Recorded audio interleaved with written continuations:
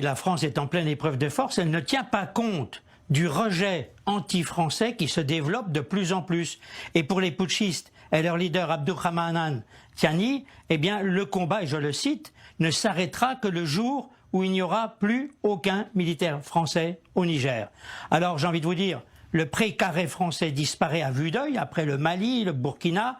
Les efforts déployés pour une solution diplomatique ont échoué jusqu'alors. La CEDEAO est accusée d'être à la solde de la France. Emmanuel Macron, je le dis, je le pense, rêve en réclamant la restauration de l'ordre constitutionnel. Les putschistes réclament aussi, et c'est important, on en parle peu, le départ avant le 4 septembre d'une grande partie des 1500 militaires français basés au Niger dans le cadre de la lutte anti-djihadiste. Le Niger suit en tout cas la voie tracée par le Mali et le Burkina Faso, qui ont chassé les Français en 2020 et 2022 par des militaires appuyés par le groupe de mercenaires russes Wagner.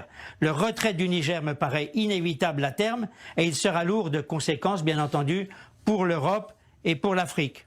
Alors Christian, paradoxe ou pas, hein, face à tout cela, les États-Unis, eux, et leurs 1300 hommes sur place au Niger, eh bien, ne sont pas inquiétés, en tout cas pas pour l'instant. Je le dis et je le redis, David, les Américains sont des faux amis, ce sont des faux alliés. Ils ne roulent que pour leurs propres intérêts, que ce soit au Sahel, en Ukraine ou ailleurs. Ils n'ont qu'un objectif, conserver leur base de Niamey et celle d'Agadez au nord, d'où ils poursuivent aujourd'hui leurs opérations anti-djihadistes. Les putschistes savent que sans les capacités de surveillance américaines, tous leurs efforts pour combattre les djihadistes seront vains. Les Américains jouent, c'est clair, leur propre partition dans une guerre qui va opposer de plus en plus les États-Unis, Wagner et les djihadistes.